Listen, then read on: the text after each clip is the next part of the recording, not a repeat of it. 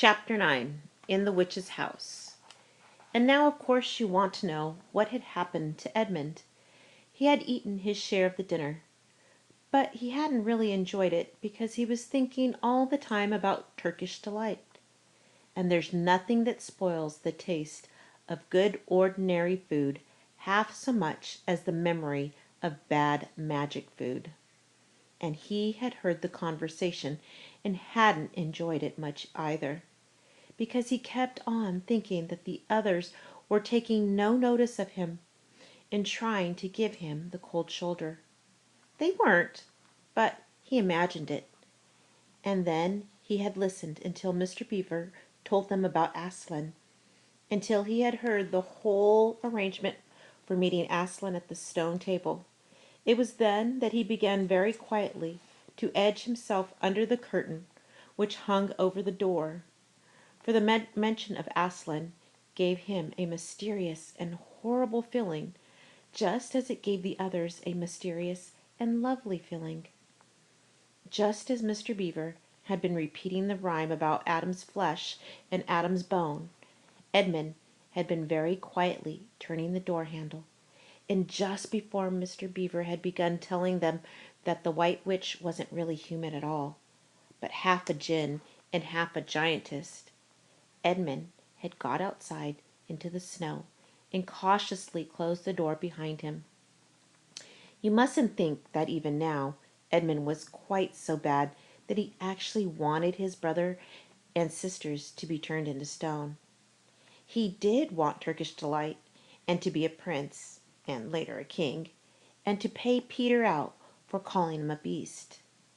As for what the witch would do with the others, he didn't want her to be particularly nice to them, certainly not to put them on the same level as himself. But he managed to believe, or to pretend he believed, that she wouldn't do anything very bad to them, because, he said to himself, all these people who say nasty things about her are her enemies, and probably half of it isn't true. She was jolly nice to him, anyway, much nicer than they are. I expect she is the rightful queen, really. Anyway, she'll be better than that awful Aslan. At least, that was the excuse he made in his own mind for what he was doing. It wasn't a very good excuse, however, for deep down inside him, he really knew that the White Witch was bad and cruel. The first thing he realized when he got outside and found the snow falling all around him was that he had left his coat behind in the beaver's house. And of course, there was no chance of going back to get it now.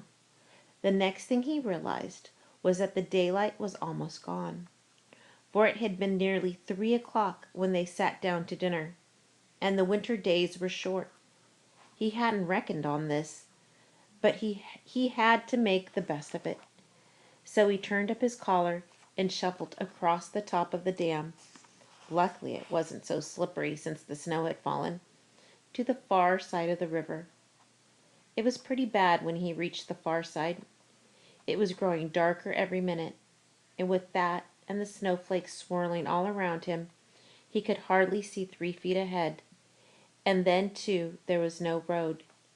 He kept slipping into deep drifts of snow, and skidding on frozen puddles, and tripping over fallen tree trunks, and sliding down steep banks, and barking his shins against rocks, till he was wet and cold and bruised all over.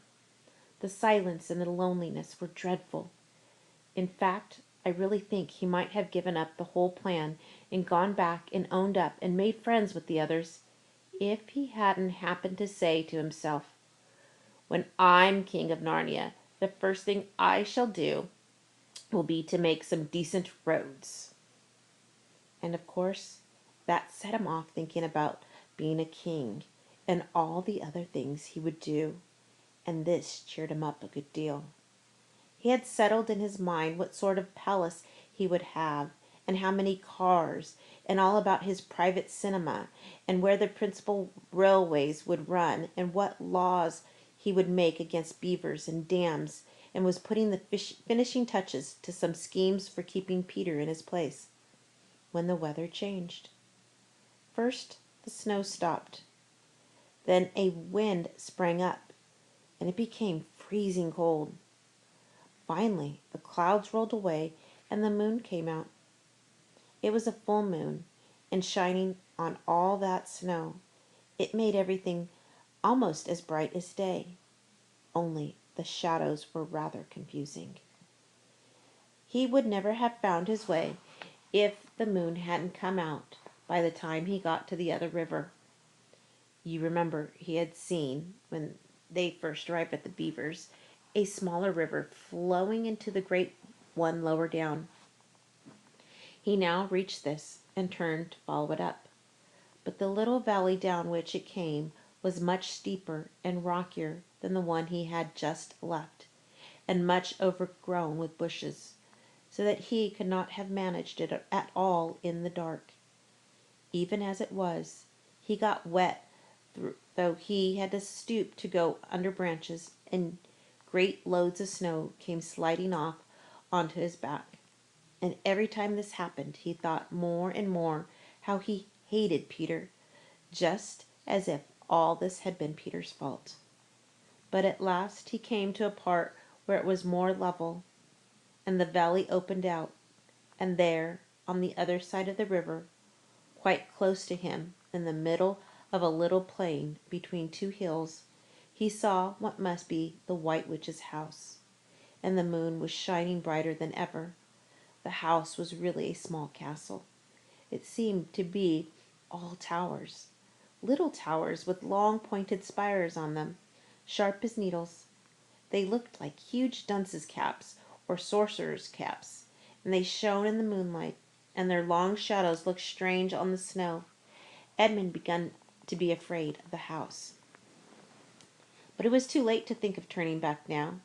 He crossed the river on the ice and walked up to the house. There was nothing stirring, not the slightest sound anywhere. Even his own feet made no noise on the deep, newly fallen snow. He walked on, past corner after corner of the house, and past turret after turret to find the door. He had to go right round to the far side before he found it. It was a huge arch, but the great iron gates stood wide open. Edmund crept up to the arch and looked inside into the courtyard, and there he saw a sight that nearly made his heart stop beating. Just inside the gate, with the moonlight shining on it, stood an enormous lion, crouched as if it was ready to spring. And Edmund stood in the shadows of the arch, afraid to go on, and afraid to go back, with his knees knocking together. He stood there so long that his teeth would have been chattering with cold, even if they had not been chattering with fear. How long this really lasted, I don't know, but it seemed to Edmund to last for hours. Then at last he began to wonder why the lion was standing so still, for it hadn't moved 1 inch since he first set eyes on it. Edmund now ventured a little nearer, still keeping in the shadow of the arch as much as he could. He now saw, from the way the lion was standing, that it couldn't have been looking at him at all. But supposing it turns its head, thought Edmund. In fact, it was staring at something else, namely, a little dwarf who stood with his back to it about 4 feet away. Aha, thought Edmund, when it springs at the dwarf, then will be my chance to escape. But still the lion never moved, nor did the dwarf. And now at last Edmund remembered what the others had said about the White Witches turning people into stone. Perhaps this was only a stone lion, and as soon as he had thought of that, he noticed that the lion's back and the top of its head were covered with snow. Of course, it must be only a statue. No living animal would have let itself get covered with snow. Then, very slowly, and with his heart beating as if it would burst, Edmund ventured to go up to the lion. Even now he hardly dared to touch it. But at last he put out his hand, very quickly, and did. It was cold stone. He had been frightened of a mere statue. The relief which Edmund felt was so great that in spite of the cold he suddenly got warm all over right down to his toes, and at the same time there came into his head what seemed a perfectly lovely idea.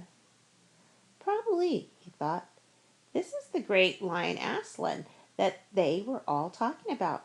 She caught him already and turned him into stone. So that's the end of all their fine ideas about him. Pooh!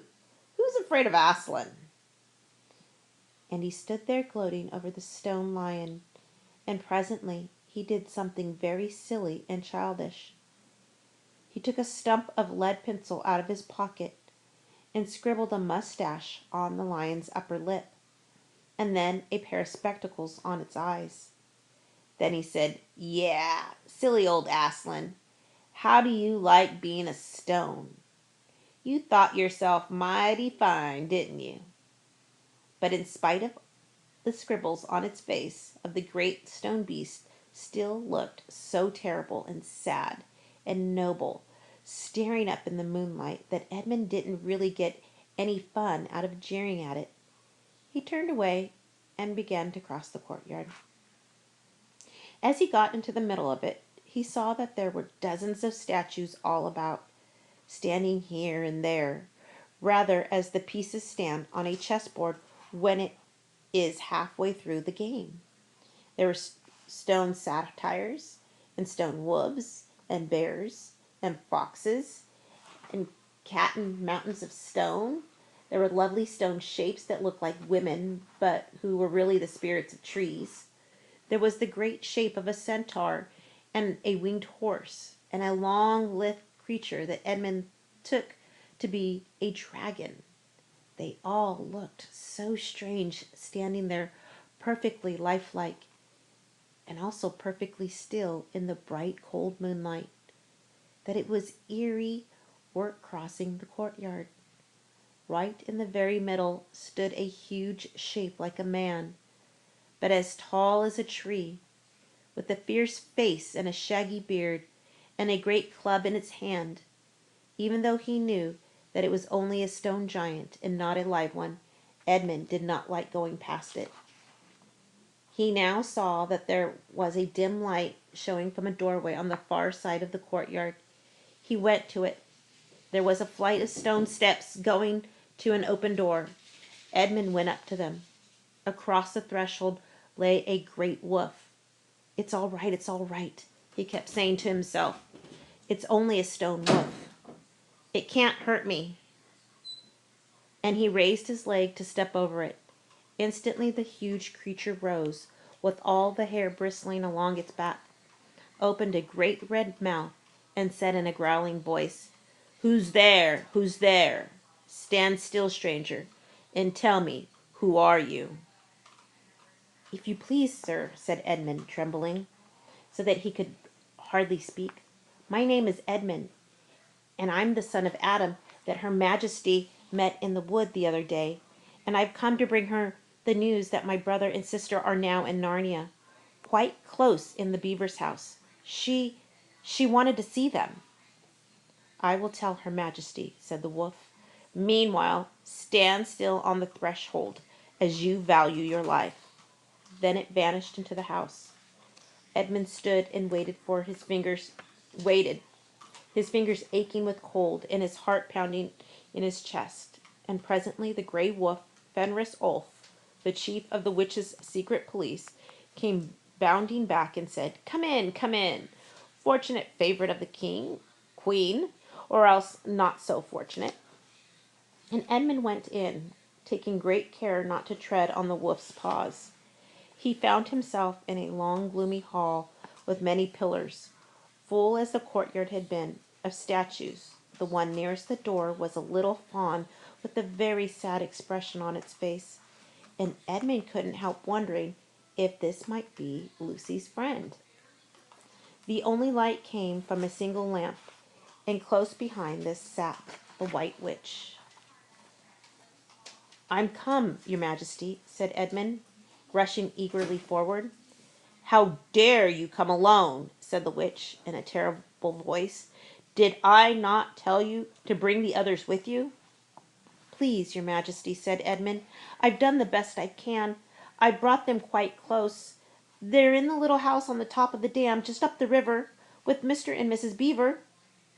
A slow, cruel smile came over the witch's face. "Is this all your news?" she asked.